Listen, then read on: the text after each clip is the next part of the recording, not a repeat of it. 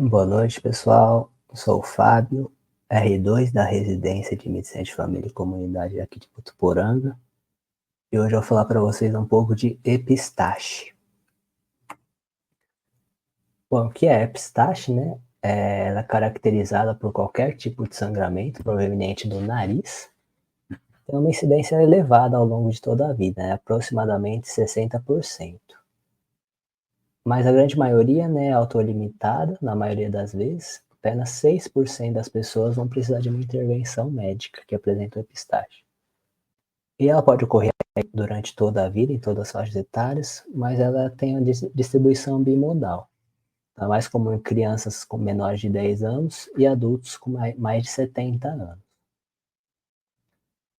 E para entender a epistaxe, é importante a gente entender um pouco da anatomia da irrigação nasal, né?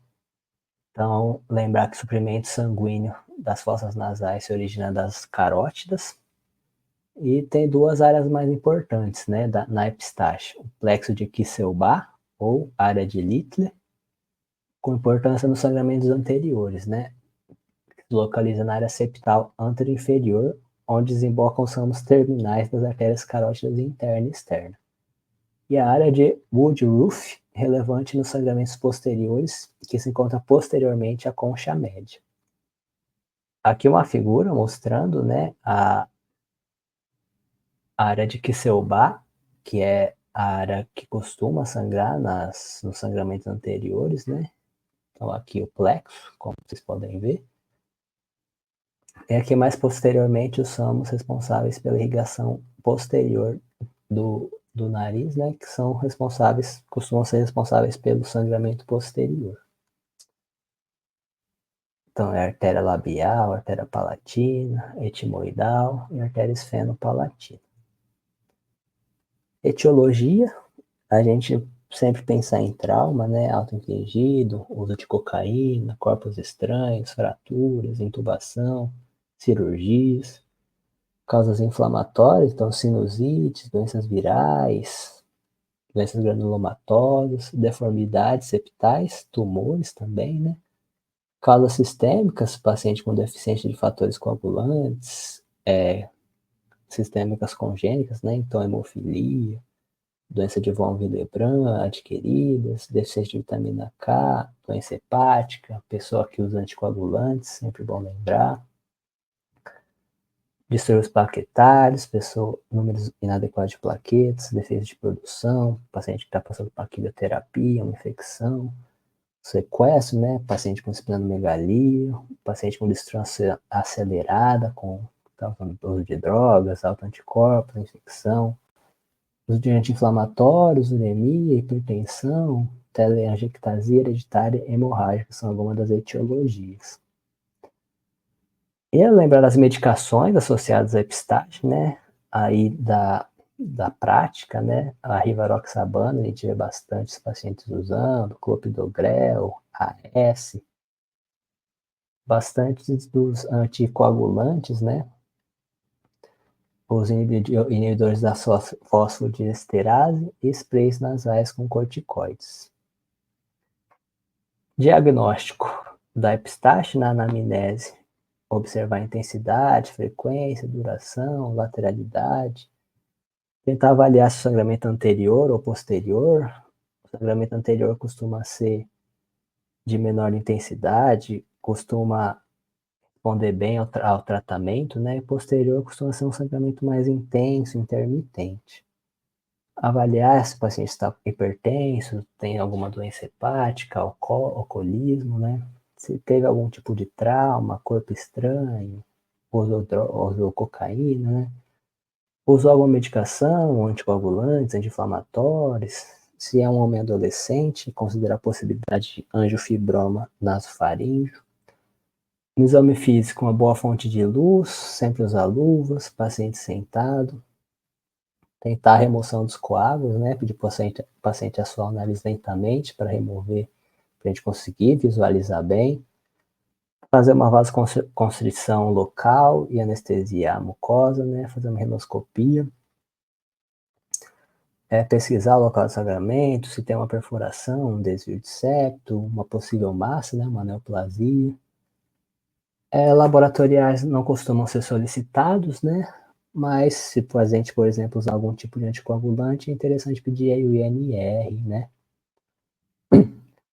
Conduto, o tratamento vai ser controlar a hemorragia, né?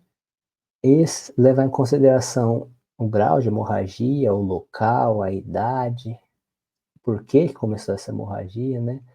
Se ele tem um histórico de epistaxes recorrentes, né? Pensar em doenças sistêmicas. Condição do paciente, né? Ver se ele não está com sinais de choque, se tem alguma hepatia, alguma complicação pulmonar, cardiovascular, se ele usa medicação, sempre bom lembrar. No manejo inicial, sempre certificar que a viária está pérvia, confirmando isso. A gente orienta o paciente a se inclinar um pouco para frente, para impedir que ele degluta sangue, que o sangue escorra pela faringe, né? E instruir ele a pressionar o nariz entre o polegar e o indicador, comprimindo as partes móveis, por volta aí de 10 a 15 minutos, sem interrupção. E para auxiliar ele nesse processo, usar um vasoconstritor tópico, né? Costuma ser a oximetazolina a 0,05%, seja em spray, em gotas ou embebido em algodão.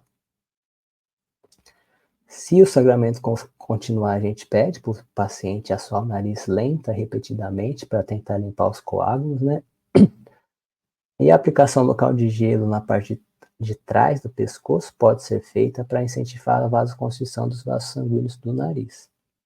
É um cuidado adicional e ainda tem uns benefícios meio contestados na literatura, mas vale a pena fazer.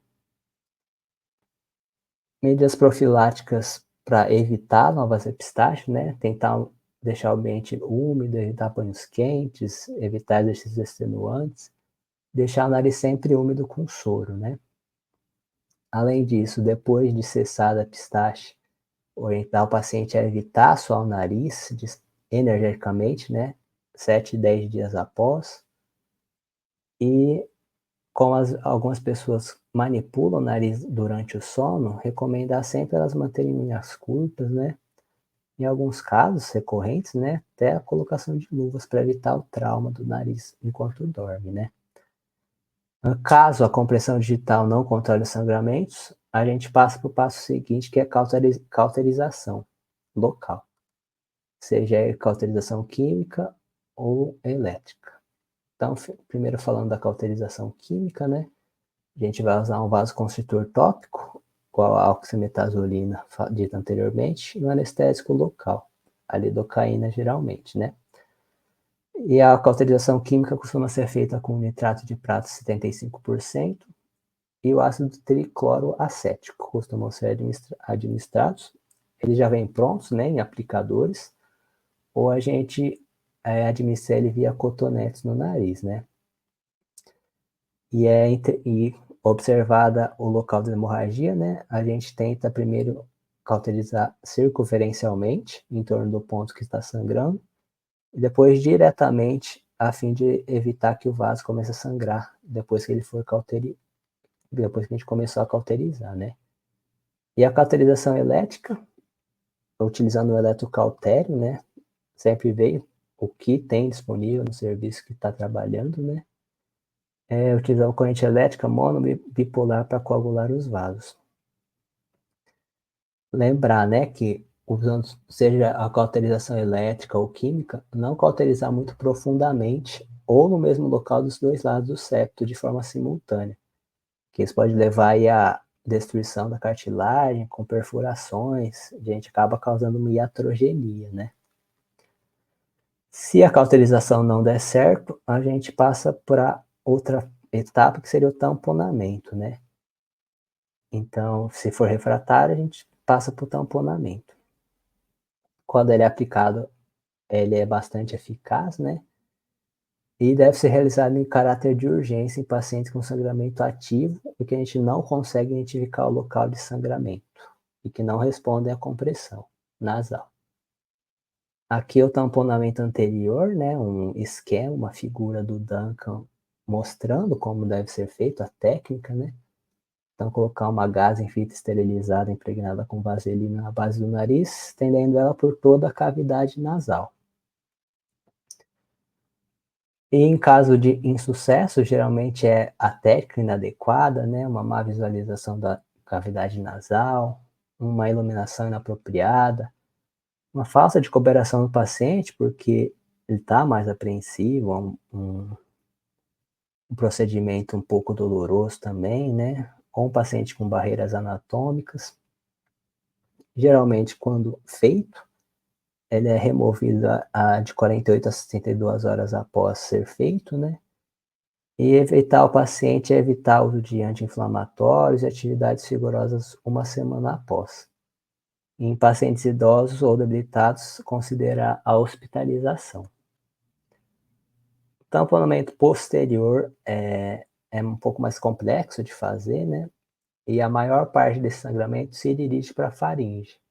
E a gente não consegue tamponar com essa técnica aqui, né? Então, idealmente, realizar esse tamponamento em serviço de urgência por uma pessoa que já tem experiência, né? Se possível, um otorrinolaringologista, né? Mas, se necessário, a estabilização desse paciente no contexto ambulatorial ou na rota de emergência. E esse tamponamento costuma ser feito com esponjas e gases amarradas com fio de sutura por meio de balões nasais específicos, né, ou sonda de Foley, que são passados na parte anterior do nariz, inflados a seguir ou por meio de um trato cirúrgico. Para finalizar, aqui é um fluxograma do Duncan. Então, o paciente apresentou epistaxe. A gente comprime as narinas, aplica gelo na área do pescoço, posição de 90 graus sentado e medir a pressão, diminui se for necessário. Se a gente conseguir estancar o sangramento, a gente observa ele por 30 minutos, passa um creme nasal antisséptico, cessou o sangramento, a gente dá alta, orienta, né? E vida que segue. Em caso recomece, a gente recorre à rinoscopia anterior ou endoscopia se necessário. A mesma coisa se o paciente estiver estável, mas um sangramento persistente. Se ele já estiver instável, transferir para o setor de emergência, para um serviço de otorrino, se possível, e repor volume, né?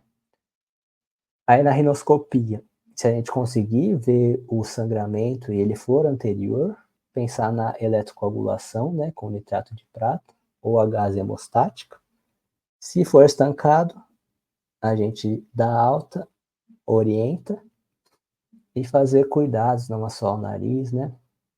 Se o sangramento persistir, tamponamento nasal.